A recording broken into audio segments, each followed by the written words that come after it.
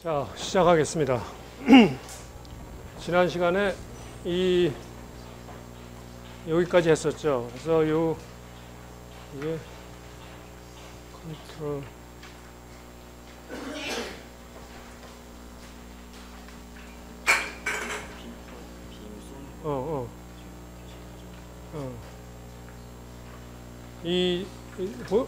여러분들이 이제 브리카드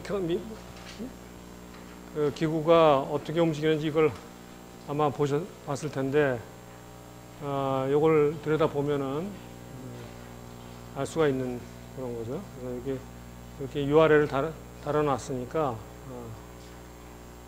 강의 노트에도, 새로 올려놓은 강의 노트에 보면 전부 다 이렇게 URL들이 다 들어가 있습니다. 그래서 이걸 참조하면 되겠고,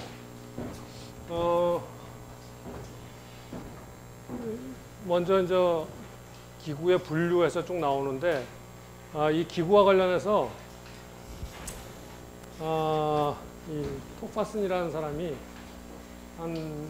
이제까지 쭉 역사적으로 개발되어 왔던 기구들을 갖다 한 262가지 정도를 갖다가 이렇게 분류해 놓은 그런 적이 있습니다. 그 분류 내용들을 중심으로 해가지고 여러분 교과서에 이렇게 지금 분류를 해 놓은 그런 상황이고, 요거는 여러분들이 인터넷에 찾아보면 이 세서러스 오브 미케니즘이라는 게 원래 책으로 나와 있는 건데, 이게 인터넷으로도 여러분 찾을 수가 있어요. 그래서 관심 있는 사람들은 이 책에 관련된 내용들을 찾아서 볼 수가 있습니다. 잘 못 찾겠으면 나한테 요청을 하면은, 근데 볼륨이 굉장히 커요. 요청을 하면은 좀 볼 수 있도록 조처를 할 테니까 혹시 관심 있는 사람들은 얘기를 하고, 아마 찾을 수 있을 거예요. 나도 인터넷에서 찾은 거니까. 그걸 오픈할 수는 없는 게, 판권이 내가 가지고 있는 게 아니니까. 그리고 여기가 보면은 요 루룰루라는 사람이 수집한 실제 모형을 갖다가 실제 기구 모형을 만들어 놨어요. 여기 가서 쳐보면은 알 수가 있고, 그건 뭐 다 기구들의 모양들이니까 여기서 이렇게 쳐보지는 않겠습니다. 여기서 쳐보지는 않겠고, 여러분들이 각자 공부하면서 요거를 URL을 쳐보면은 그 그림들이 쭉 뜹니다. 그래서 한번 이렇게 살펴봐라 하는 의미로 해놨고, 그래서 이 기구의 분류를 하는데, 기구가 분류하는데 주로 어떤 내용으로 분류를 하고 있느냐면은 기능 중심으로 분류를 하고 있는 거죠. 어떤 기능을 할 것이냐 하는 중심으로 분류를 하고 있습니다.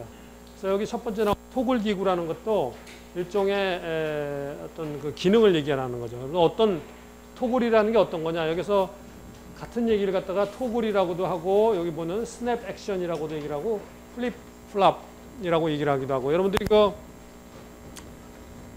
요새는 좀 이게 좀 이런 걸로 다 스위치가 바뀌었지만, 옛날 스위치를 보면 이렇게 딱 올렸다가 내렸다 착각 이렇게 꺾이는 거 있잖아요. 위아래로. 그것도 다 이런 토글 기구에 해당하는 거죠. 그게 어떤 원리로 그렇게 되느냐 하는 거죠. 그래서 여기 보면 어느 변이 한도까지는 힘이 반대 방향으로 복원력이 작용하지만, 그걸 딱 넘어가는 순간 그쪽 방향으로 힘을 주는 방향으로 힘이 작용하는. 그래서 여기 밑에 보면은, 여러분 여기서 보면은 저 위에 이를 누르게 되면은 요게 이렇게 해서 요 수평까지 올 때까지는 얘가 스프링이 이쪽으로 눌러주니까 저항을 하죠. 근데 얘가 이 수평을 딱 넘어서는 순간 다시 이쪽으로 하니까 딱 꺾이는 그런 역할을 하게 된다 이거죠. 그래서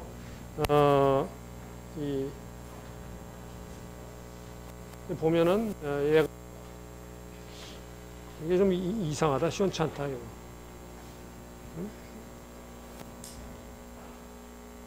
이게 굉장히 약해. 보이지도 않아. 이게 뭐 이렇게 보면 이거 뭐 못 찾지 이거. 이렇게 가지고 보이긴 보이는데 이건 뭐 못 찾아 이거.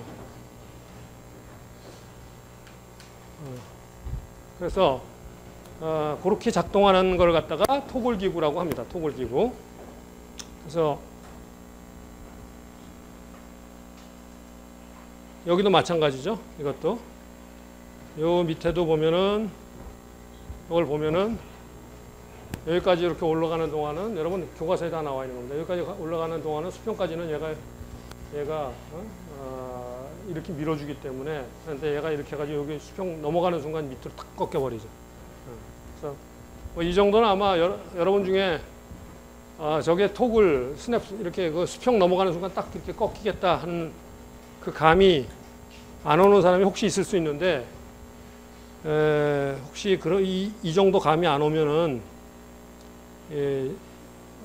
앞으로의 진로를 심각하게 다시 생각을 해보는 게 좋아요. 굉장히 어려운 거를 잘 모르겠다는 건 상관없는데 자 여기 보면은 작동 예제 이런 거죠. 이렇게 이런 식으로 이게 실제적인 예제입니다. 실제적인 예제. 그래서 이게 토글 기구 뭐 굉장히 많습니다. 여러분 찾아보면은 실제로 찾아보면 굉장히 많으니까 그 많은 예제들 갖다 하나씩 이렇게 찾아보면 되겠어요. 자, 그래서 그런 용도로 그래서 여러분들이 이런 걸 자꾸만 보다 보면은 이거 어디다 써먹느냐? 실제로 뭐 제조 현장이나 생산기계나 이런 그 매니팩처링 하는 데 있어서 이런 장치들이 굉장히 많이 필요합니다. 그래서 이런 기구로 만들면은 기구가 좋은 점은 뭐냐면은 작동도 정확하게 하지만 이 내구성이 굉장히 좋기 때문에 문제가 없고 그런데 이걸 갖다 저런 운동을 만들겠다고 그냥 아무 생각 없이 하게 되면은 무슨 그 제어 법칙을 써가지고 실제로 저런 운동을 만들겠다고 하게 되면 운동도 제대로 안 되거니와 내구성도 확보 안 되고 돈도 많이 들어가고. 근데 기구를 써서 하게 되면은 이런 기구들이 왜 개발됐느냐? 아주 저렴하고 쓰기가 저렴하고 내구성이 훌륭하고 이렇기 때문에 그리고 그런 종류의 운동을 확실히 만들어낼 수 있고. 그래서 이런 기구들을 많이 보다 보면 저런 운동들이 저런 미케니즘을 통해서 구현될 수 있구나를 알고 있는 거하고 그걸 모르는 거하고 천지 차이예요. 그래서 가끔 가다가 이제 이런 공장 같은 거를 이렇게 짓는 사람들이 기계공학 백그라운드 안 가진 사람들은 그런 운동을 만들고 싶은데 이걸 어떻게 만들어야 될지를 전혀 모르는 거죠. 근데 이런 걸 많이 그래도 봐놓은 사람은 그거 어떤 기구에서 봤는데 그것만 알아도 내가 어디서 봤다는 것만 알아도 그런 게 있다는 것만 알아도 그걸 찾으면 되는 거니까. 근데 아예 처음부터 그런 종류의 운동이 일어나는 기구가 있다는 것조차 모르고 있으면은 그걸 갖다가 찾을 생각도 안 하겠죠. 그래서 이런 거를 많이 봐놓는 거는 굉장히 아주 유용하다. 두 번째 이건 선형 구동기 리니어 액추에이터. 그 직선 운동을 발생시키는 장치. 보통은 회전 운동을 직선 운동으로 바꿔주는 그런 경우를 얘기하는 거죠. 대표적인 유압 및 공압 실린더 같은 경우 선형 구동기에 해당된다 이렇게 나와 있는데 여기도 보면은 이게 하나 선형 구동기 작동하는 예를 한번 보면은 이런 식이죠. 이렇게 돌면서 회전하면서 하면 이렇게 쭉 리니어 모션이 일어나는 거죠. 리니어 모션이. 그래서 이런 식으로 이렇게 회전 운동이 여기서 회전 운동이 직선 운동으로 바뀌게끔 해주는 그래서 이런 걸 선형 구동기라고 합니다. 실제로. 이런 기구들이 존재한다. 이 밑에 보는 미세 조정기도 사실은 선형 구동기에 해당하는 거죠. 얘가 이렇게 돌리면은 밑에 놈이 이렇게 돌리면은 얘가 쪽이 나선 내가지고 이렇게 움직이니까. 그런데 이제 그런 선형 구동기면서도 얘는 그러니까 미세 조정이다. 무슨 얘기냐면 얘를 한 바퀴 돌리는 동안은 얘가 한 피치 앞으로 전진하니까 내가 이 전진하는 이 양을 갖다가 아주 미세하게 조정을 하고 싶다. 그럼 이걸 한 바퀴에서 반 바퀴만 돌리면 반 피치만 가는 거고 4분의 1바퀴만 돌리면 4분의 1피치만 가는 거니까 굉장히 미세한 운동을 갖다가 굉장히 큰 운동으로 조절할 수가 있는 거죠. 그래서 이런 걸 미세 조정기라고 한다. 디퍼런셜 스크루죠. 미세 조정기의 모습, 뭐 현미경 광학기구 초점 조절할 때 많이 쓰는 저거죠. 광학기구에서 초점을 갖다 여기 초점이 얼마나 가까이 가느냐 해서 초점이 맞았다 적었다 하는데 그걸 할 때 이제 돌려가면서 얘가 이제 왔다 갔다 이렇게 하면서 초점을 맞추는 광학기구에 흔히 많이 쓰이는 게 이 미세 조정기. 뭐 거기만 쓰이는 건 아닙니다. 여러 군데에서 쓰이는데 대표적인 하나의 예제로 볼 수 있다 이런 얘기죠. 자, 그 다음에 나오는 게 이제 고정기구, 클램핑 메커니즘이라고 하죠. 물체를 고정시키는 기능. 자, 여기 보면은 여기 캠이 있습니다. 캠. 그래서 캠이 있어가지고 얘가 지금 이렇게 꽉 누르고 있으니까 얘가 못 움직이죠. 이렇게 하면은 얘가 못 움직이는데 얘가 이렇게 수직을 했다가 이쪽으로 하면 탁 풀려버리겠죠. 얘가 이 캠을 이렇게 돌려서 수직만 넘어가면 이쪽으로 탁 풀려버리겠죠. 그래서 풀었다가 다시 잠그려면 이쪽으로 이렇게 딱 돌려가지고 이쪽으로 딱 해놓으면 이건 그냥은 절대 안 풀리죠. 이게 딱 여기 스프링을 눌러주고 있고 여기서 딱 이렇게 가가지고 얘를 갖다 꽉 잡고 있다. 이런 거죠. 그래서 이렇게 잡아주는 역할을 하는 이런 걸 갖다가 클램핑 기구라고 하죠. 클램핑 기구, 클램핑 메커니즘. 여기 보면은 이것도 마찬가지죠. 이게 여기도 여기다 물건 갖다 껴놓고요. 이게 딱깍딱깍 하면은 이걸 올리면은 꽉 조였다가 풀어졌다가 하는 뭐 위에 있는 거야 저 실제적인 모습입니다. 일반적으로 실제적인 모습을 보여주는 그런 기구입니다.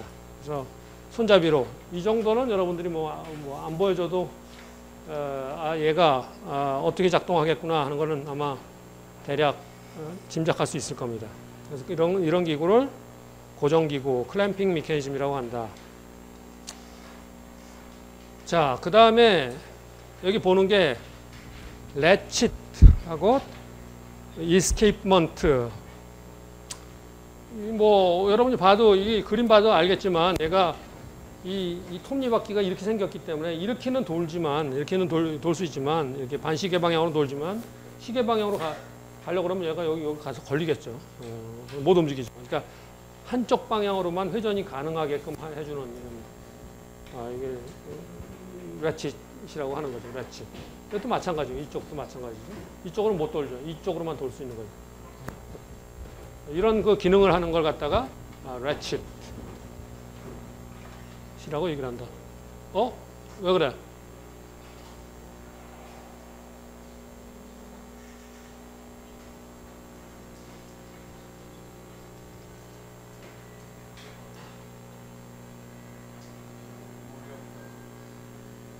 너 그러면 머리 아프면은 병원에 좀 데리고 갈래? 병원에 좀 데리고 가. 잠깐 앉았다가 병원에 좀 데려가든지 그래야지. 지금 나가서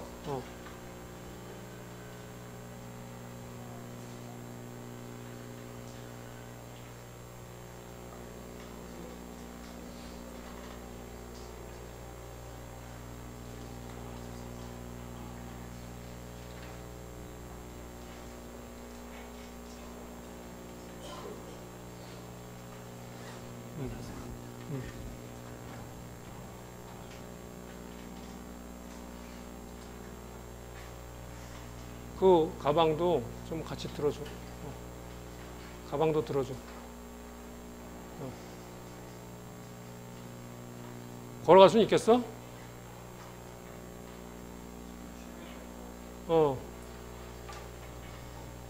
그러면 좀 쉬엄쉬엄 가.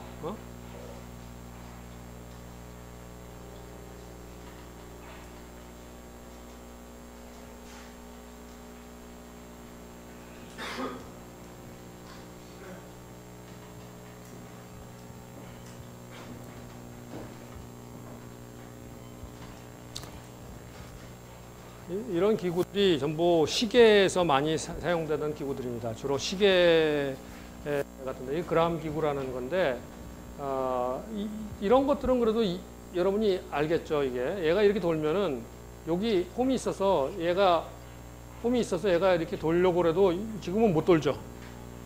근데 여기 가서, 여기 한 바퀴 돌아서 여기로 딱 들어오는 순간 얘네들이 그 홈으로 딱 들어가가지고, 얘가 돌면서 그 홈을 딱 물고 들어가가지고, 6분의 1바퀴만 돌려주고 그 다음에 또 한 바퀴 돌아와가지고 또 그 다음 6분의 1바퀴 돌려주고 이렇게 돌아갈 수 있는 거죠 이게.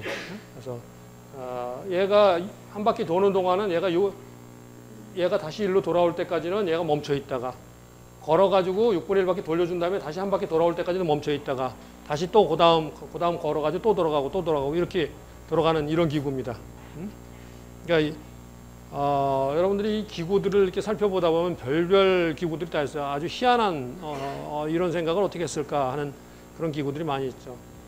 이 기구는 보면 얘가 도대체 이게 어떻게 얘가 움직일까 도대체 여러분이 아마 이 정도가 되면은 뭐 이거 잘 모르겠다. 얘가 어떻게 해서 움직이는지 잘 모르겠다. 그래도 뭐 진로를 변경할 필요까지는 없어요. 이 정도는 잘 모를 수도 있는 거죠, 충분히.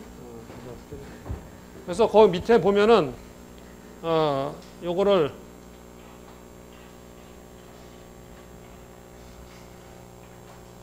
얘가 지금 이 작동하고 있는 이런 모습입니다. 이게 이 시계 저거예요, 시계. 이런 식으로 이렇게 여기를 잘 봐야죠. 여기 이렇게 이런 식으로 이렇게 돌아가는 거죠. 이런 식으로 이게 태엽 이게 밑에 이렇게 추가 있어가지고 왔다 갔다 하면서 얘가 이렇게 돌려주는 거죠. 물론 얘가 그냥 가는 게 아니라 여기도 태엽이나 뭐 이런 걸 갖다 감아서 뭐 그렇게 갈 수도 있는 거고 여러분들이 얼마든지 여러 가지 저걸 할 수 있는 겁니다. 이렇게 움직이는 요거 그람 기구라 해서 이런 식으로 움직인다. 모양을 보면서 여러분이 좀 이해를 하면 훨씬 낫죠. 그냥 평면적인 그 그림만 봐가지고는 또 다른 놈을 하나 또 보면은 이거 아주 희한하죠. 새가 여러분이 이거 보면서도 제가 어떻게 해서 저렇게 움직이지? 그래서 희한하게 생각하는 사람도 있을 수 있어요. 여기 두 개가 있잖아요. 여기 한 번 더. 어디 가서 봐야 되나 이거? 이거를 다시 하면 되는 거죠 여기서부터. 아이고.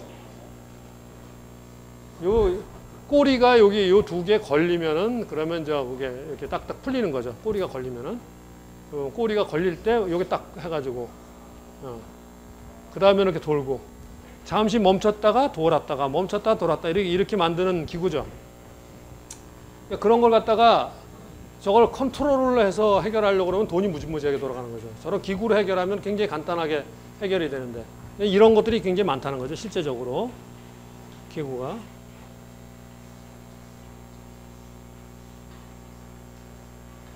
자, 그 다음에는 색인기구, 인덱싱 미케니즘이라고 해서 드링크의 운동을 맞춰서 변동시키는 장치라고 얘기를 한다. 그죠? 그래서 여기 보면은 이런 거죠. 얘가 여기 지금 톱니 바퀴가 요거밖에 없으니까 여기 5개밖에 없죠. 여기가. 얘 5개가 물고 돌아갈 때는 얘를 돌려주지만 그 다음에 이쪽에 돌아가는 동안 이만큼 돌아가는 동안은 얘가 그냥 걷도는 거죠. 그래서 이렇게 한 바퀴 돌 때 얘가 한 바퀴 돌 때 5개씩만 돌아가는 거예요. 5개씩만. 그러니까 내가 얘 한 바퀴 돌 때 얘를 얼마씩이나 돌릴까 하는 걸 결정하려면은 그리고 그 다음에 이만큼 돌아가는 동안 얘 멈춰 있어요.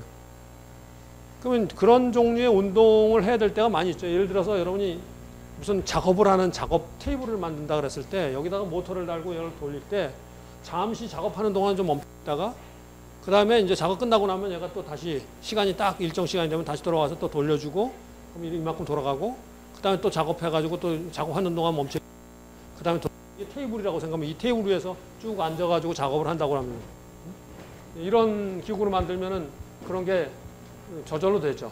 모터는 여기 하나 돌아서 모터라는 거는 계속 돌고 있어야지 모터가 무슨 뭐 돌다가 멈췄다 그렇게 하려면은 일부러 컨트롤을 해야 되죠. 하게 되면은 그 컨트롤 하는데 문제가 많이 생기는 거죠. 이런 기구를 쓰면 그런 거 얼마든지 할 수 있다. 그 다음에 이거는 얘가 이렇게 돌아가서 여기 걸려서 샥 이렇게 돌려주는 거죠. 걸려서 이쪽으로 나와서 다시 한 바퀴 돌아가는 동안에 가만히 있다가 그 다음에 얘가 와서 또 걸려서 또 들어가고 이렇게 4분의 1바퀴씩 이렇게 돌아가는 그런 기구죠. 이거는 보면은 여러분이 이게 이 모양이 이렇게 돼 있기 때문에 이게 봐도 알겠지만 이쪽으로 가면은 이쪽으로 가느냐 이쪽으로 가느냐 이쪽으로 가면 풀리는데 이쪽으로 가면 여기 가서 딱 걸리게 돼 있는 그러니까 한 방향으로만 운동이 허용되는 그런 종류의 또 기구입니다.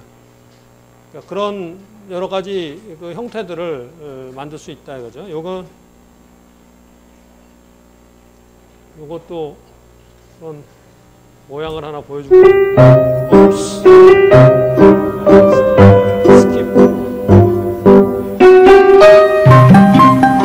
교수님이세요?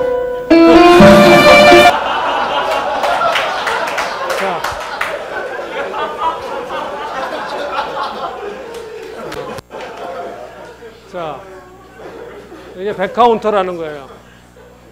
얘가 100번 돌아야 얘가 한 바퀴 도는 거예요. 100번 돌아.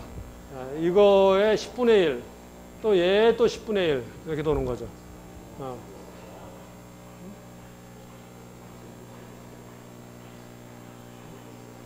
이제 인덱싱 메커니즘이에요. 인덱싱 메커니즘. 100분의 1씩.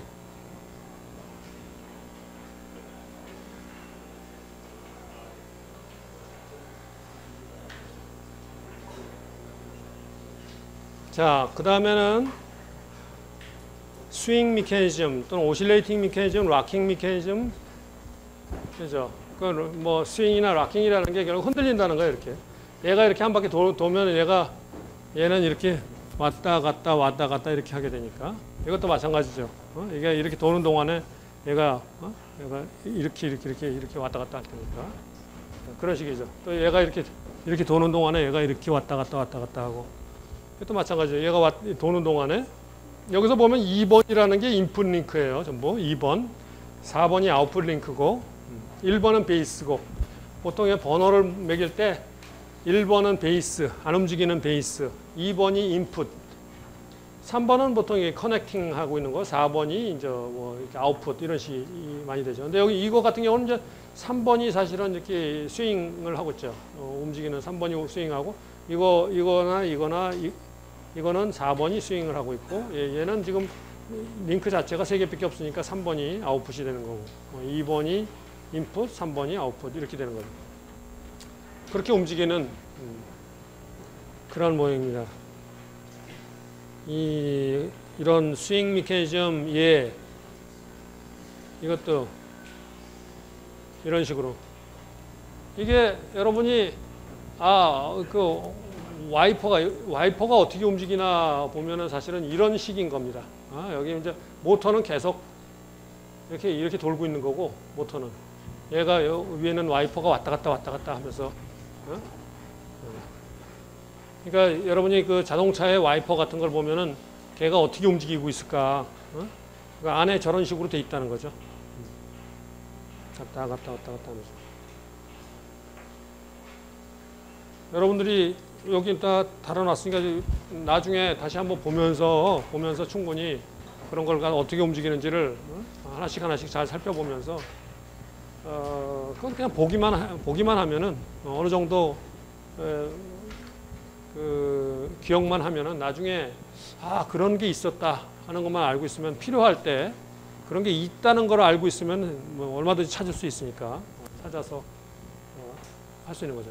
아주 희한한 기구들이 굉장히 많습니다. 자, 왕복 운동 기구라는 거는 물론 회전 운동을 갖다 이렇게 왕복 운동으로 바꿔주는 것들. 얘도 이 2번이 회전 운동할 때 얘가 왔다 갔다 하죠. 왔다 갔다 하는. 이게 마찬가지죠. 여기도 2번이 이렇게 뱅뱅 돌 때, 2번이 이렇게 뱅뱅 돌 때 얘가 왔다 갔다 하고. 이것도 2번이 이렇게 뱅뱅 돌 때 얘가 왔다 갔다 하는. 이런 식으로 이런 기구들을 전부 다 대부분 다 이 대표적인 1번 이게 지금 A번 얘가 슬라이더 크랭크 기구라고 유명한 기구죠. 슬라이더 크랭크 기구. 편심.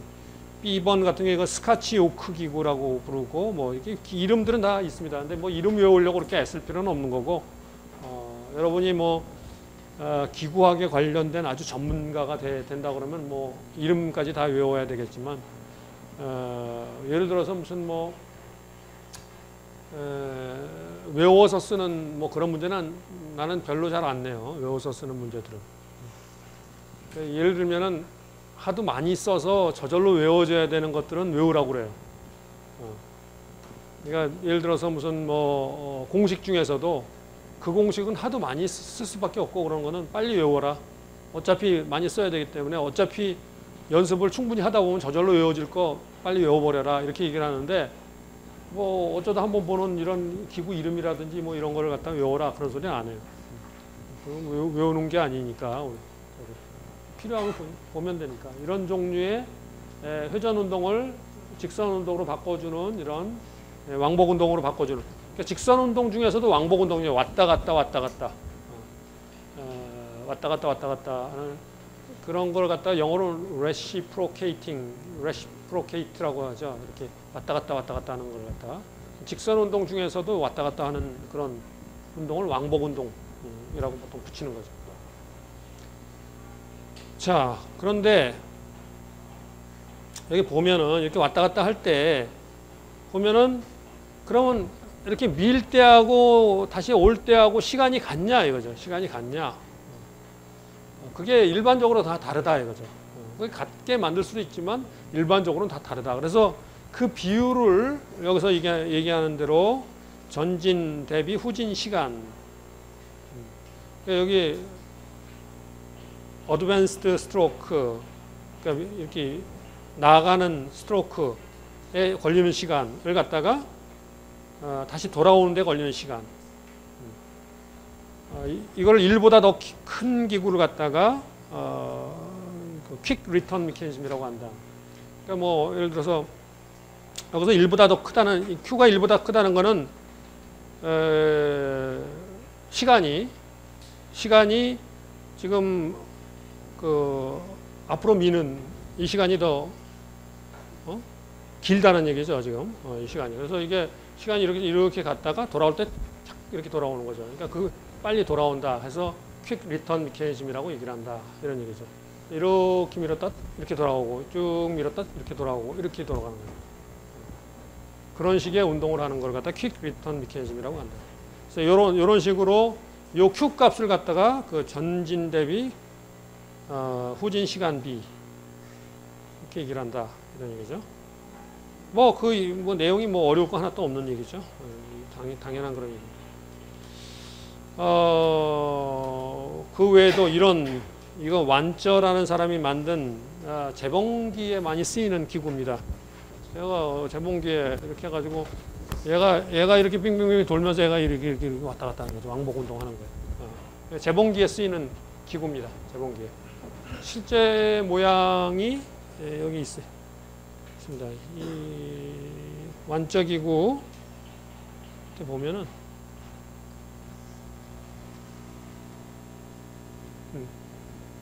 이렇게 이런 식으로 지금 위에서 본 그 그림이 이런 식으로 움직이는 겁니다. 이런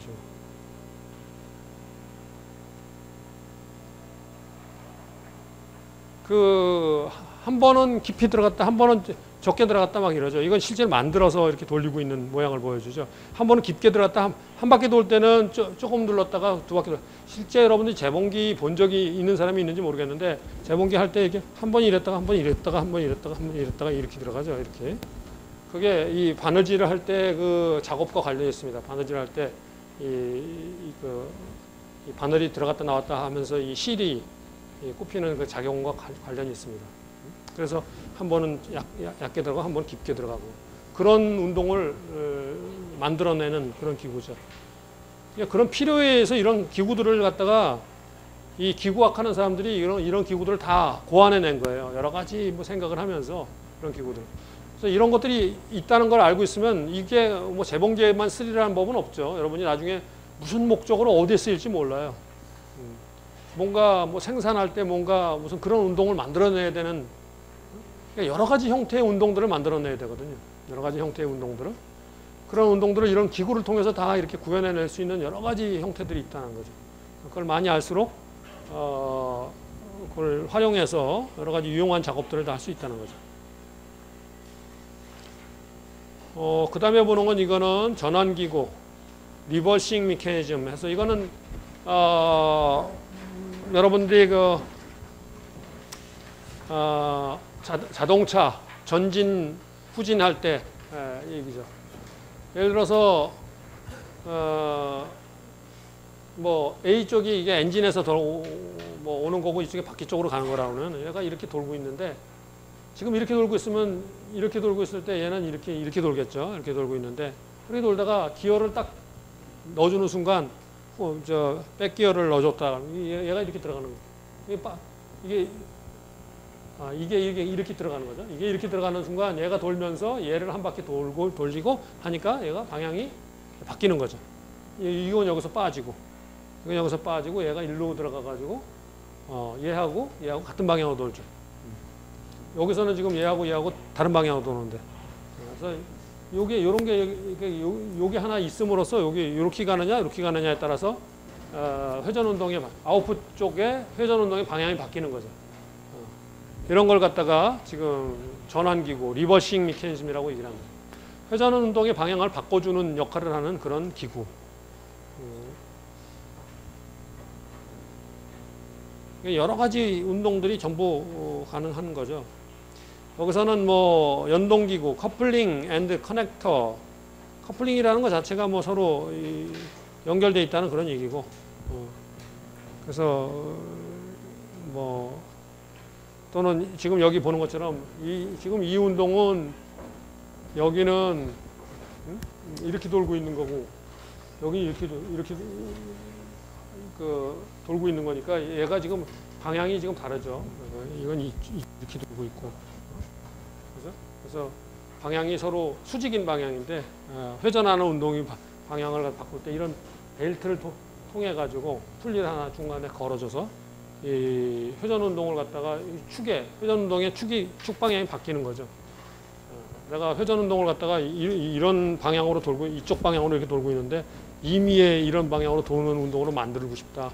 그러면 이런 벨트하고 풀리를 통해 가지고 그렇게 회전 운동 방향을 갖다 바꿔줄 수 있다. 이런 얘기죠.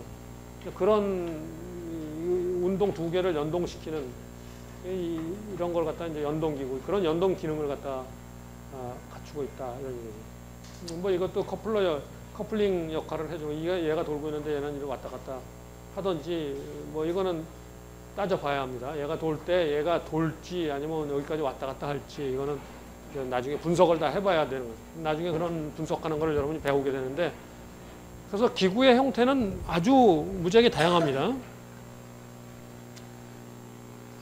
여기도 보면은 얘가 돌면서 이쪽으로 이렇게 도는데 이런 모양, 이게 지금 유니버설 조인트의 대표적인 모양입니다. 얘가 유니버설 조인트가 얘가 이렇게 돌 때 얘는 이렇게 도는 축에 도는 회전 방향을 바꿔주는 거죠. 아마 이런 유니버설 조인트 이거 봐도 여러분들 중에 저게 어떻게 해서 저렇게 회전이 그냥 이게 가만히 돌 수가 있을까? 얘가 이렇게 도는데 얘가 어떻게 가만히 유지가 될 수 있을까? 이게 돌 수가 있을까? 하면서 의아한 사람들도 많이 있을 거예요. 그 정도는 괜찮습니다. 그 정도 괜찮아요. 이렇게 돌면서 얘가 이렇게 돌면서 또 얘 돌려주는 이런 기구도 있고. 그래서 이 전부 지금 다 연동기구의 형태인데 여기 플레밍의 조인트 연동기구라는 게 있는데 이렇게 생긴 거죠. 이렇게 여기 보면은 얘 이렇게 돌리면 얘가 막 돌아가는 이런 모양이죠. 여기 훅 조인트가 이렇게 돼 있죠. 이런 모양입니다. 이런 모양이 있고, 그 다음에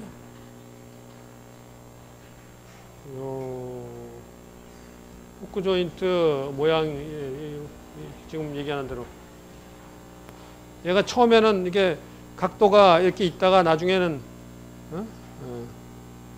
막 임의의 저걸로 이렇게 서로 되는 그런 모양 보여주는, 회전하는 모양을 보여주는 그런 그림입니다. 이런 것들이 굉장히 무수히 많이 존재합니다. 여러분들이 필요하면 여러 가지를 보면서 이런 기구들을 형태를 여러 가지를 해보면, 자 이거 미끄럼 운동 연결기구, 얘가 이렇게 할 때 얘하고 연결되어 있으면 얘는 이쪽으로 이렇게 움직일 테니까 이거에 따라서 뭐 케이블을 이용할 수도 있고 뭐 강체 링크로 연결할 수도 있고, 그러니까 이쪽에 이 직선 운동을 다른 쪽 직선 운동으로 만들기, 슬라이딩 커넥터, 미끄럼 운동 연결기구, 이 그런 재미있는 연동기구 형태.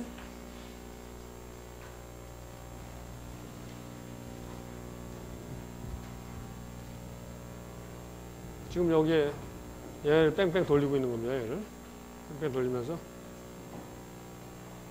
얘가 이렇게 왔다 갔다 하죠. 이거. 여기 반원 형태에서 왔다 갔다 돌 재미있는 그런 운동 형태로 돌고 있는 걸 알 수 있어요.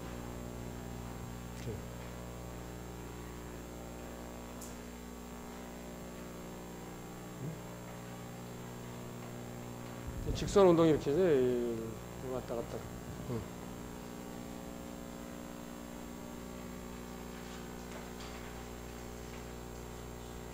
미끄럼 운동 연동기구의 뭐 하나의. 자, 그 다음에 또 형태가 stop, pause and hesitation. hesitation이라는 건 hesitate라는 건 망설이다 이런 뜻이에요. 망설이다. 주저하다. 이렇게 정지 기구, stop 휴지. pause는 잠깐 멈췄다 가는 거. 이거는 hesitation은 이건 갈까 말까 하는 것처럼 보이는 그런 형태라는 거죠. 그래서 여기서 보면은 얘가 2번이 이렇게 돌 때, 이 5번이 요 5번 끝에 시점이 요 지금 점선을 따라서 이렇게 움직이게 되는데, 요 시점, 지금 현재 위치로 갔을 때 여기서 이렇게 움직이니까, 여기서 여기까지 이렇게 움직이는 동안은 이건 굉장히 기니까 이 5번 링크의 입장에서 보면 잠시 멈췄다 가는 것 같은 거의 그런 굉장히 천천히 각도 변화가 천천히 일어나는 그런 효과를 특히 이 6번, 5번보다도 6번 같은 경우는 얘가 여기까지 움직이는 동안에 6번은 가만히 있죠. 거의. 그러니까 얘가 2번이 이렇게 뺑뺑 도는 동안에 이 5번이 그러니까 이 시점이 이거 따라 움직이는데, 시점이 여기서부터 여기까지 움직이는 동안은 6번은 거의 가만히 있죠. 6번 링크는 거의 가만히 있어요. 거의 정지되어 있는 것 같은 그런 모양이죠. 그런 종류의 운동을 갖다가 이런 스탑 미케니즘 또는 포즈 미케니즘, 이런 미케니즘이라고 한다. 여기 그런 기구 하나 예를 한번 들어보면 또 다른 모양.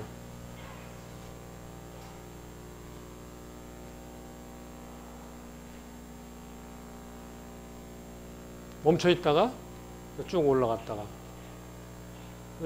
여기서 움직이는 동안 거의 멈춰 있잖아요. 얘가 안 움직이잖아요. 그죠? 제일 꼭대기까지 올라갔을 때 거의 멈췄다. 제일 밑에까지 나갔을 때 거의 멈춰 있다가, 다시 이제 올라가면 또 이제 움직였다가, 이런 식이죠. 그러니까 양쪽 끝에서는 거의 멈춰 있는 것 같이 안 움직이고, 양쪽 끝에 중간에 돌 동안은 이렇게 움직이고, 이렇게 올라가서 좀 멈춰 있는 것 같다가 다시 내려와서 멈춰 있는 것 같다가, 이런 운동을 하는 거죠. 얘는 계속 도는 동안에. 그런 종류의 운동을 갖다가 만들고 싶은 경우가 많이 있다는 거죠. 이 곡선 생성기구라는 거는 커브, 이 링크의 길이를 어떻게 하느냐에 따라서, 이 링크의 길이 비를 어떻게 하느냐에 따라서 어떤 종류의 곡선들이 만들어지느냐 하는 거예요. 그리고 여기 이런 곡선도 만들 수 있고, 이런 곡선도 여러 가지 곡선 만들 수 있죠. 그래서 제도를 할 때 이런 여러 가지 곡선을 만들 수 있는 그런 저걸 이용해서 여기다가 이 홈들이 있어서 이 링크 길이를 얼마로 택해서 끼우느냐에 따라서 만들어내는 이 커플러상의 한 점이 이렇게 만드는 패스의 형태가 이런 뭐 유선형 패스서부터 이런 패스까지 여러 가지 패스들을 만들어낸다. 이런 곡선을 만들어낸다 해서 이거 커브 제너레이터라고 보통 얘기를 한다.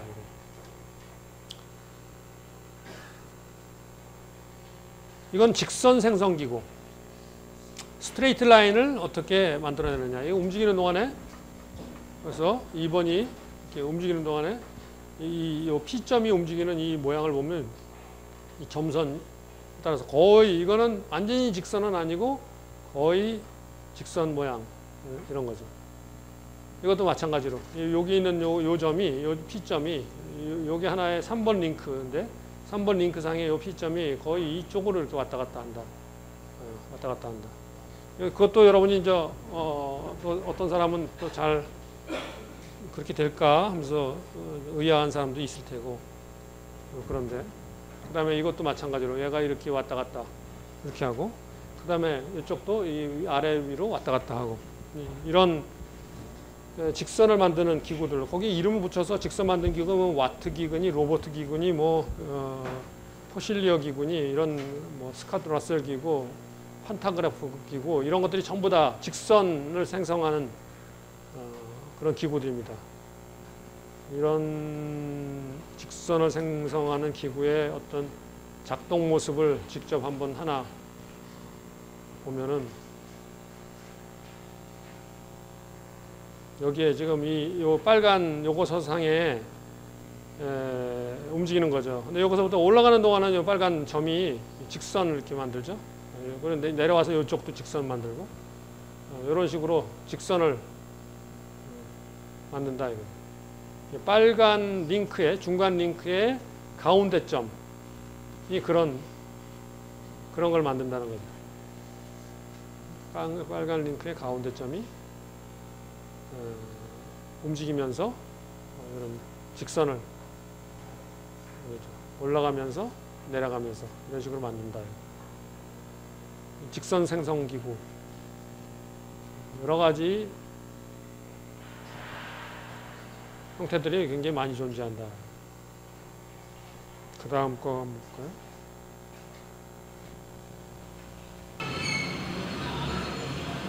이게 아까 위에서 봤던 저건데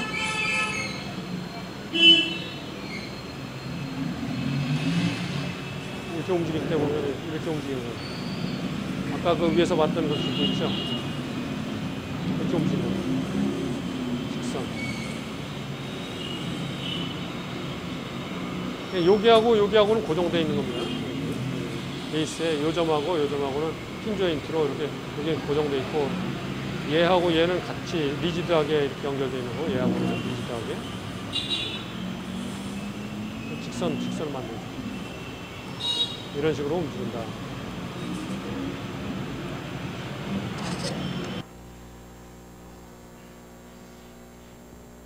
또 하나 볼까요?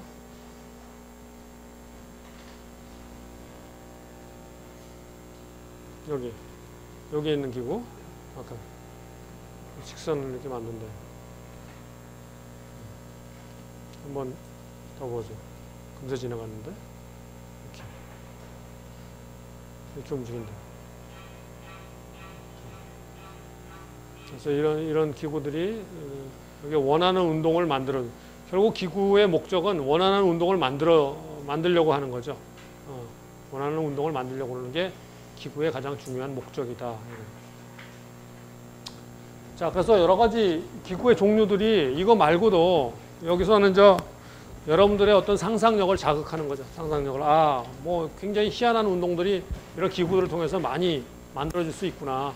이 외에도 아주 뭐 무수히 많은 예제들이 있어요.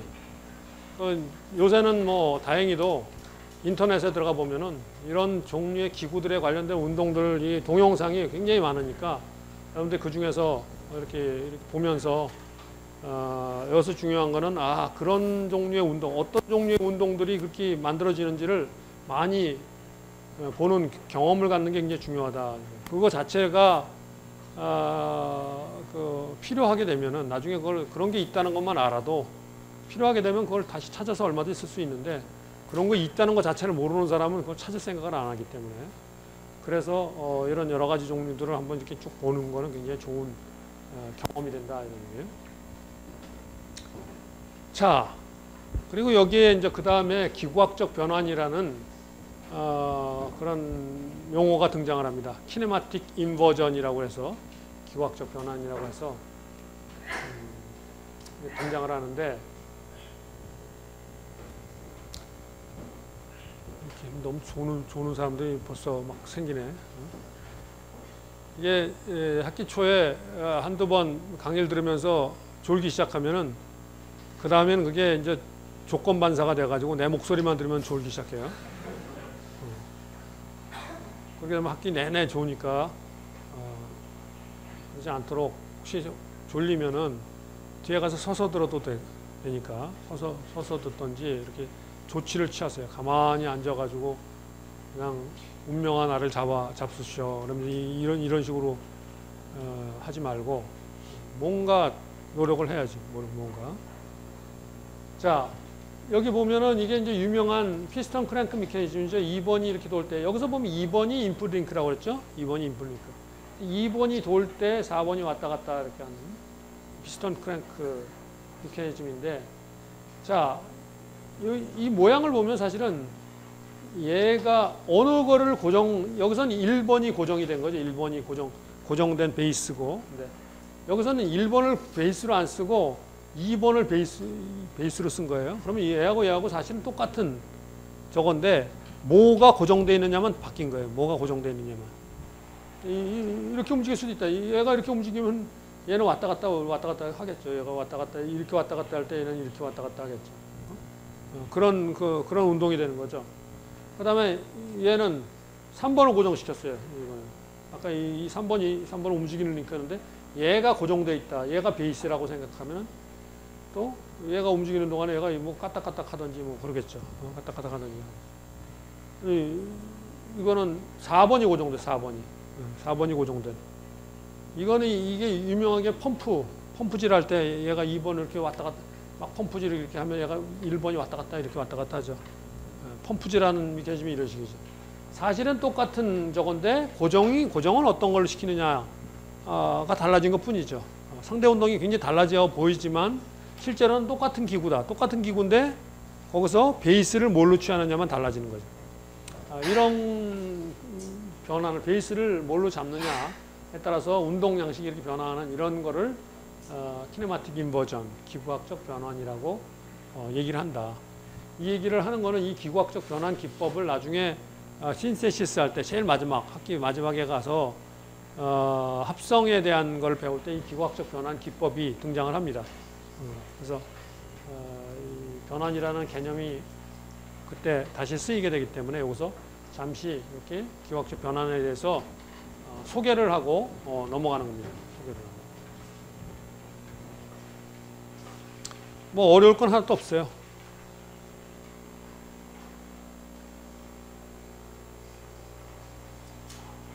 자, 그 다음에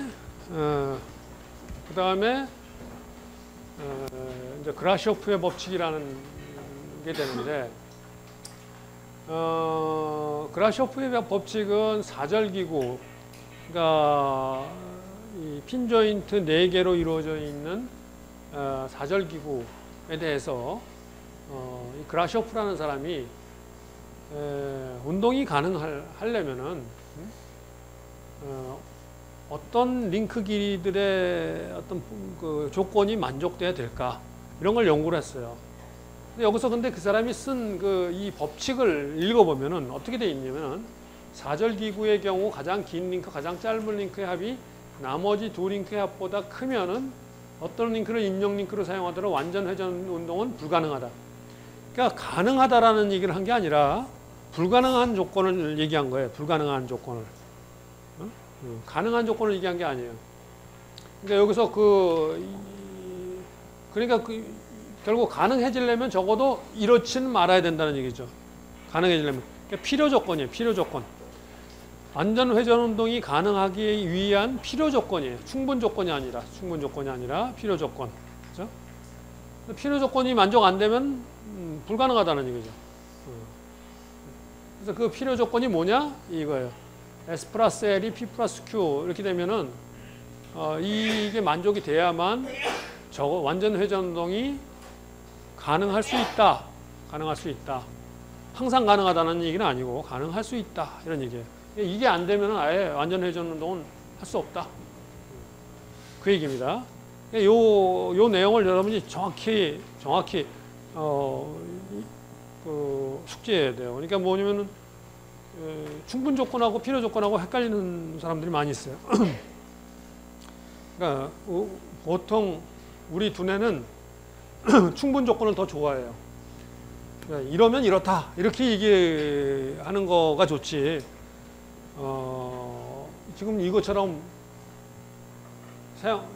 이런 경우가 하더라도 완전 회전이 불가능하다 이렇게 하면 이게 거꾸로 이 필요 조건으로 얘기하면 그렇다고 해서 꼭 된다는 얘기는 아니다 이런 얘기가 돼 버리니까 뭔가 뭘 하다만 것 같은 느낌이 드는 그런 저거기 때문에 보통 이런 필요 조건을 별로 안 좋아하죠. 충분 조건 이러면 깨끗하게 이 조건이 만족하면 완전 회전 운동이 가능하다든지 이렇게 얘기를 했으면 좋겠는데 그게 아니라 이 조건은 완전 회전 운동이 가능하려면 적어도 만족해야 되는 조건이다. 이런 얘기예요. 적어도 만족해야 되는 조건이다. 그 그라쇼프의 법칙의 그 핵심은 이건 필요 조건이다라는 거예요. 필요 조건. 충분 조건이 아니에요. 그래서 그 점을 분명히 여러분이 알고 있어야 돼요. 여기 보면은 이제 그런 운동들이 쭉 나와요. 여기 보면은 이거 뭐 얘가 이렇게 뺑뺑 이렇게 돌죠? 이렇게 돌죠. 얘 이렇게 뺑뺑 돌죠? 돌죠. 이거 완전 회전 운동 하고 있는 거죠. 이게 도는 거죠. 얘 이 정도 되면 얘가 돌 수 있을까? 잘 머릿속에 아마 안 떠오르는 사람 상당히 있고 이게 떠오르면은 굉장히 감이 좋은 거예요. 굉장히 감이 좋은 거예요. 얘가 이렇게 돌 때 얘도 이렇게 그러니까 얘 하나가 큰 회전 운동 이렇게 하고 있죠. 이쪽이 그러니까 이렇게 이쪽이 이런 원 운동을 하고 있고 여기 따라 돌고 있는 거예요. 이거 쉽지 않죠. 머릿속으로 이게 머릿속으로 저렇게 움직이겠구나 하면서 그게 그려지는 사람은 굉장히 감이 좋은 겁니다. 안 그려져도 상관없어요. 이거는 완전 회전 운동이 안 되죠. 얘가 움직이는데 얘가 그러니까 여기서부터 얘가 이게 베이스예요. 보통 이렇게 표시되어 있는 이것들이 베이스입니다. 여기 베이스 까맣게 이렇게 되어 있는 게 베이스예요. 고정된 링크.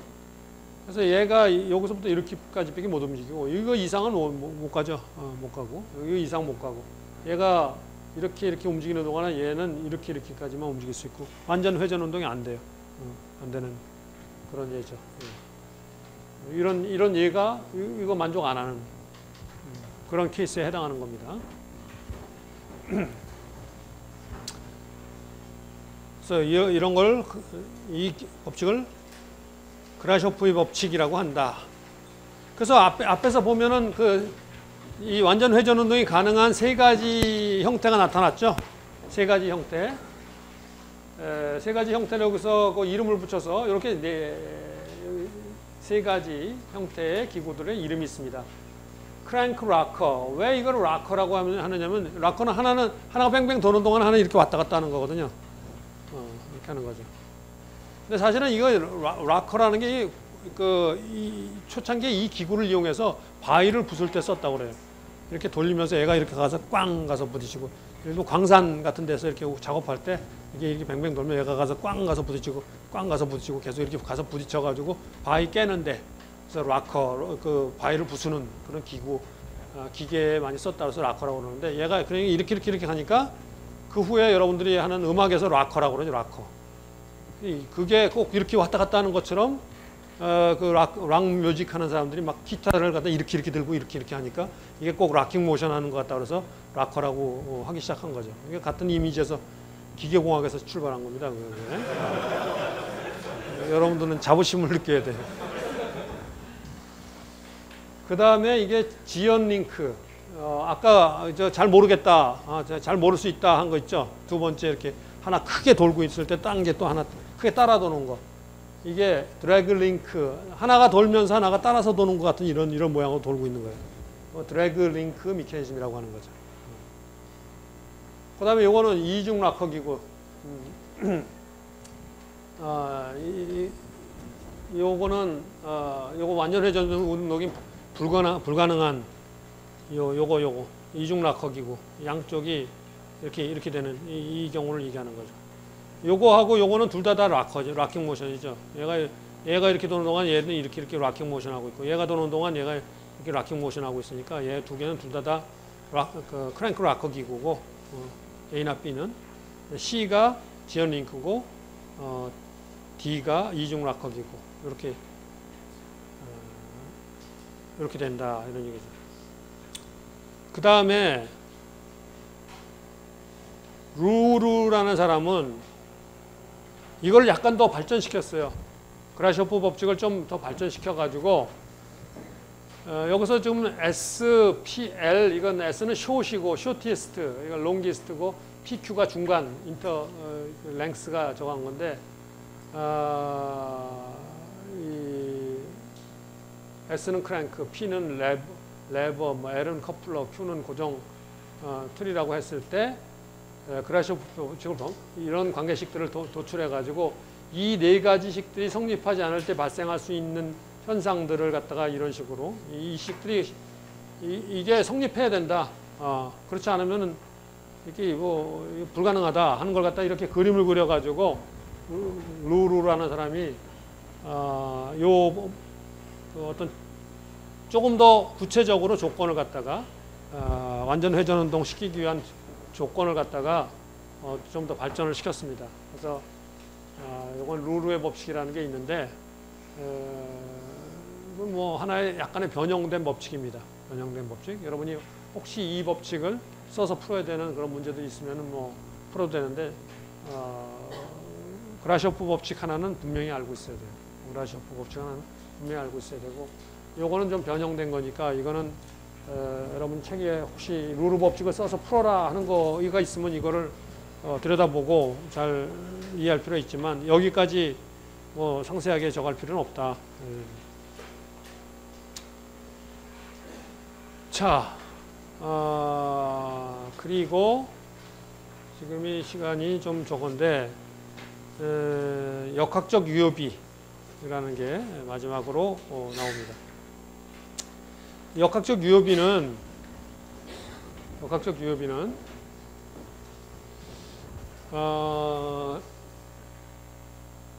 영어로는 mechanical advantage. advantage라는 건 뭔가 이익이 뭐 장점, advantage, 장점, 이득 뭐 이런 거를 얘기하죠. 그래서 이거를 어떤 기계적 이득이라고 얘기하는 사람도 있고 여기는 좀 미케니컬을 역학적이라고 표현하고 이거 유효비. 왜 유효비라고 표현을 했냐면 이 비율 자체가 어떤 비율의 의미를 가지고 있어서 그렇게 하는 거죠. 그래서 어떤 저거냐 유효비를 갖다가 이렇게 정의를 하는데 요거 뮤 값이 역학적 유효비다 라고 얘기를 하는데 베타와 감마가 어디냐면 여기서 보면은 요게 입력 링크, 요게 사절 기구가 있다면 요 입력 링크하고 요 커플러를 연결한 요 각도가 요게 베타고 그 다음에 요거하고 커플러가 출력하고 커플러를 연결하는 게 요게 감마예요. 그러니까 역학적 유효비가 감마가 0이 돼 버리면은 이게 0 돼 버리겠죠. 베타가 0이 돼 버리면은 얘가 무한대가 돼 버리겠죠. 그러면 역학적 유효비라는 게 그런데 여기서 보면은 요 감마 요걸 갖다가 우리가 뭐냐면 중요한 각도인데 트랜스미션 앵글 요걸 전달각이라고 얘기를 하는데 이게 나중에 기구를 설계를 할 때 이 전달각을 갖다가 굉장히 중요하게 생각을 합니다. 전달각이 너무 작아지면은 여기서 보면 뭐가 돼요? 이게 작아지면 이 값이 굉장히 작아지죠. 그 얘기 뭐냐면 뮤 값이 굉장히 작아진다는 얘기인데 이게 굉장히 작아지면 어떤 현상이 일어나면은 얘가 돌릴 때 여기에 출력 쪽에 조그만 힘이 걸려도 얘를 여기다 엄청나게 큰 힘을 줘야만 얘가 움직여요. 왜 그러냐 하는 건 이제 뒤에 이거에 대한 역학적인 설명이 나옵니다. 역학적인 설명이 나오는데 그래서 사실은 입력 링크를 다른 지금 역학적 유효비가 이렇게 기하학적으로 정의가 돼 있지만 이 정의 때문에 나중에 보면은 이쪽에다 토크를 줬을 때 이쪽에 걸리는 토크 그러니까 이 토크를 입력 토크를 출력 토크로 나눠준 값이 역학적 유효비에 비례해요. 비례하게 돼요. 그 관계식이 나중에 이제 설명이 나옵니다. 나중에 설명이 나오는데 비례하기 때문에 무슨 얘기가 되냐면 예를 들어서 여기에 힘을 조금만 줘도 여기에 큰 힘이 여기 토크를 조금만 줘도 여기 큰 토크가 걸리게 되면은 그게 대표적으로 여러분이 보는 게 자전거 탈 때 단수 올리면은 그렇게 되죠.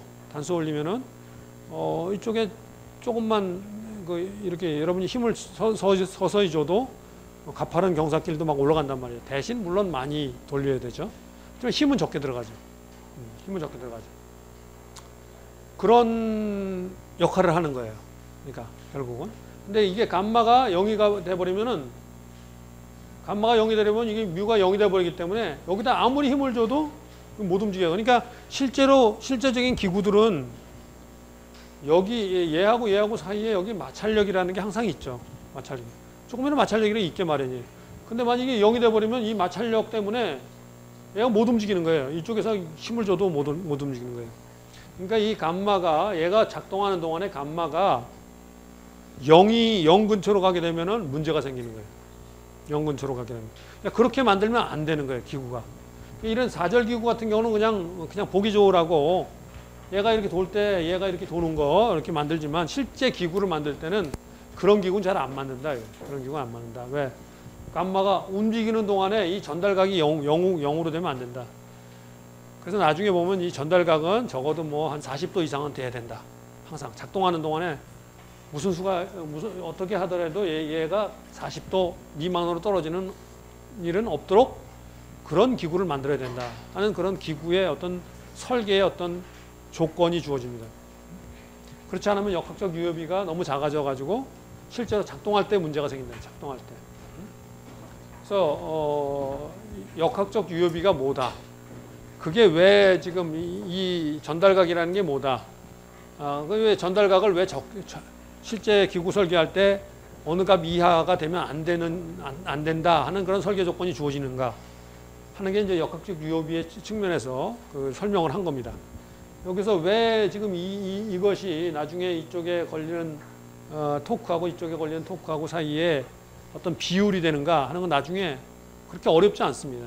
나중에 여러분이 뒤에 가면 힘에 대한 거를 갖다가 포스 어널리시스 할 때 여기서 앞에 부분은 이제 요게 끝나고 나면은 운동 모션 어널리시스가 먼저 시작되고 모션 중에서도 포지션 어널리시스하고 그다음에 벨러시티 그다음에 액셀러레이션 이렇게 차례 운동에 대한 걸 하고 나서 그다음에 정적 해석 그다음에 동적 해석 이렇게 넘어가는데 그 뒤로 가면은 이제 정적 해석 동적 해석으로 가게 되면은 요게 힘에 대한 얘기가 그때 거기 가서 역학적 유효비 다시 얘기가 나오면서 설명이 나옵니다. 그래서 그때 가면 다시 얘기가 나올 텐데 이게 기하학적으로만 봐서도 이렇게 역학적 유효비를 정의를 해서 많이 쓴다. 역학적 유효비라는 거는 물리적인 의미로 보면은 결국 그겁니다. 이쪽에 돌리는 힘하고 이쪽에 돌리는 힘하고 그 비율, 그 비율을 얘기하는 거다. 그래서 그 비율이 유효비가 커지면은 대신에 유효비가 크다는 얘기는 무슨이면 이쪽에 운동해야 되는 모션은 더 크게 일어나야 된다는 거예요. 이쪽 모션은 조금밖에 안 일어난다는 거예요. 그렇죠. 일량이라는 게 일정하기 때문에 이쪽에서 준 만큼 나와야 되는 건데 인풋만큼 아웃풋이 나와야 되는데 한쪽에 작은 힘을 걸어서 큰 힘을 발생시키려면 여기는 모션이 더 많아지고 이쪽은 모션이 더 적게 나오고 힘 곱하기 거리가 일량이잖아요. 일량이 딱 준 만큼 아웃풋이 나와야지 그게 더 많이 생겨날 수는 없죠. 그러니까 그런 의미에서 그 역학적 유효비라는 게 뭐고 그리고 그랬을 때 그 입력과 출력 사이에 운동은 어떻게 발생하고 있고 하는 거를 같이 겸해서 이해를 하고 있어야 됩니다. 그냥 역학적 유효비 그 자체의 정의만 알고 있는 거는 아니다 이건. 여기 나오는 대로 지금 여기 밑에 설명이 나왔죠. 운동할 때 전영역에 걸쳐서 이 전달각이 45에서 50도 이상이 되도록 설계한다. 전달각 감마를 갖다가. 베타가 0이 되면 역학적 유효는 무한대 값을 가지게 되는데 이때 아주 큰 입력 토크, 아주 작은 입력 토크만 가지고 무한대 출력이 힘이죠. 출력이라는 게 지금 힘을 얘기하는 거예요. 힘이 발생할 수 있는 그런 경우가 있죠. 이게 토글 기구에서 본 그런 경우에 해당합니다. 토글 기구에 해당하는데 그것도 토글 위치에서 그런 왜 토글 위치에서는 그게 그 순간 거의 움직임이 없잖아요. 이렇게 중간으로 갔을 때 거의 움직임이 없잖아요. 그 얘기는 뭐냐면 그때 엄청난 큰 힘이 걸린다는 얘기예요. 엄청나게 큰 힘이 걸린다. 어떤 순간은 움직임이 없다는 거는 지금 그 전체적으로 여러분이 그 개념을 가질 때 일량을 크게 일을 줬다는 건 일이라는 거는 여러분이 동력학교 올 때 힘 곱하기 거리라고 그랬단 말이에요. 그런데 거리가 거의 움직이는 양이 아주 작아. 그런데 일량은 일정해. 그럼 힘이 무지하게 커지는 거죠. F 곱하기 D가 컨스탄트라면 D가 굉장히 작아지면 F 값이 굉장히 커질 거 아니에요. 그죠? 그렇게 이해를 하면 돼요. 그래서 그 토글 위치라는 게 운동량이 딱 넘어가는 순간은 그게 그 돌아가는 각도가 굉장히 미세해지는데 그때 큰 힘이 걸리게 된다. 그런 얘기죠. 그런 내용을 갖다가 이해를 하고 있으면 된다. 이거죠. 자, 여기까지가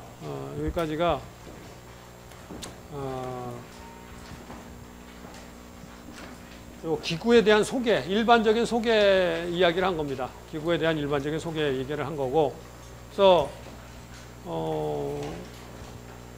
이 1장의 목적은 기구가 얼마나 많은 다양한 종류가 존재하는가를 갖다 일단 보여주는 건데, 우리가 이 코스를 통해서 그걸 다 다루질 않아요. 그걸 어떻게 다 다루고 무수하게 다양한 것들이 있는데, 그래서 그러면 그 중에 가장 중요한 개념은 그래도 알아야 되니까 우리가 다음 이제 2장으로 넘어가면서부터는 그 범위를 갖다 좁히는 거죠. 좁혀서 그 중에서 가장 간단한 이 사절기구를 가지고 대부분 사절기구 중에서 핀 조인트, 슬라이딩 조인트 가지고 있는 그런 그 기구들에 국한을 시켜서 그것들의 운동, 그때 역학적인 해석 그런 문제로 좁혀서 여러분이 그 기구학에 관련된 지식들을 갖다가 해석 방법들을 갖다가 이제 습득을 하는 거죠. 해석 방법과 설계 합성 방법을 갖다가 그래서 1장에서는 지금 보는 거 여러 가지 보는 것처럼 여러 가지 기구들이 많이 다뤘지만 그 다양한 거를 끝까지 가는 게 아니다. 1장에서는 여러분들의 그런 상상력을 좀 이렇게 자극하는 그런 데 목적이 있는 거고 2장부터는 이제 드디어 그걸 분석하는 방법, 설계하는 방법을 갖다 좀 범위를 좁혀서 다루게 된다. 그렇게 알면 되겠습니다.